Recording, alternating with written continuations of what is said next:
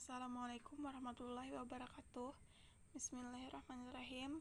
Nama Siti Nadia Maila, NPM 205520111131, Prodi S1 Informatika. Tugas di rumah. 1.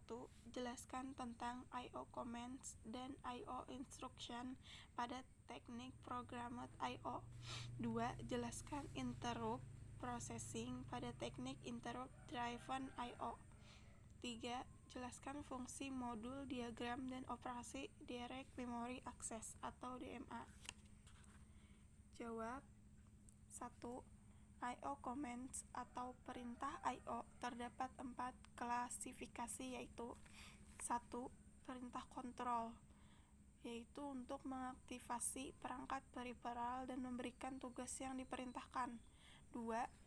Perintah tes, yaitu untuk menguji berbagai kondisi status modul I/O. CPU perlu mengetahui keadaan aktif dan siap digunakan, juga untuk mengetahui operasi-operasi I/O. 3. Perintah read, yaitu untuk mengambil suatu paket data.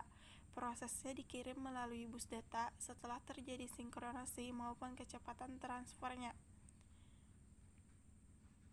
4. Perintah write, untuk diberikan pada perangkat periferal tujuan data tersebut untuk pengambilan data dari bus data. Pada teknik programmed I/O atau I/O terprogram, terdapat 2 macam implementasi commands I/O dalam instruction I/O, yaitu memory map dan isolate. Pada memory map I/O terdapat ruang tunggal untuk lokasi memori dan perangkat I/O.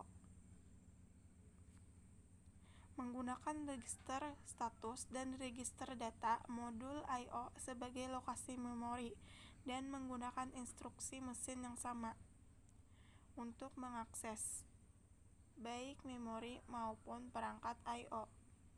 Pada isolate I/O dilakukan pemisahan ruang pengamatan bagi memori dan ruang pengamatan I/O. Diperlukan bus yang dilengkapi dengan saluran pembacaan dan penulisan memori ditambah saluran perintah output. 2. Teknik interrupt ke driven I/O memungkinkan proses tidak membuang-buang waktu. Prosesnya adalah CPU mengeluarkan perintah I/O pada modul I/O, maka CPU akan melakukan eksekusi perintah-perintah lainnya. Apabila telah selesai, maka akan melakukan interupsi pada CPU bahwa tugasnya telah selesai. Dalam teknik ini, kendali perintah masih menjadi tanggung jawab CPU, baik pengambilan perintah dari memori maupun pelaksanaan isi perintah tersebut. 3. Fungsi modul diagram. Ada 5. 1. Control and timing. Selama periode waktu, prosesor dapat berkomunikasi dengan satu atau lebih external device dalam pola yang tak terduga, tergantung pada kebutuhan program untuk I/O. 2. Komunikasi prosesor atau processor communication. Command decoding, yaitu menerima perintah dari prosesor, biasanya dikirim sebagai sinyal pada bus control. 3.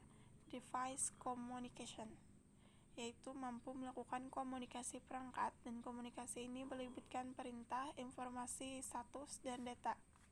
4. Data buffering,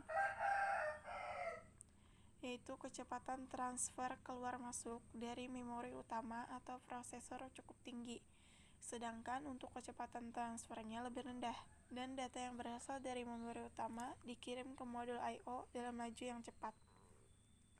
5. Error detection. Modul I/O bertanggung jawab untuk mendeteksi kesalahan dan melaporkan kesalahan ke prosesor. Ketika byte diterima, modul I/O menemukan apakah terjadi kesalahan. Selanjutnya, Direct Memory Access atau DMA. Untuk menangani transfer data bervolume besar dikembangkan teknik yang lebih baik, yaitu dikenal dengan Direct Memory Access atau DMA. Prinsip kerja DMA adalah CPU akan mendelegasikan kerja I/O kepada DMA. CPU hanya akan terlibat pada awal proses untuk memberikan instruksi kepada DMA dan akhir proses saja. Dengan demikian, CPU dapat menjalankan proses lainnya tanpa banyak terganggu dengan interupsi. Itu saja yang dapat saya sampaikan. Salah hilaf mohon maaf. Dan mohon maaf atas segala kekurangannya dalam penyampaian.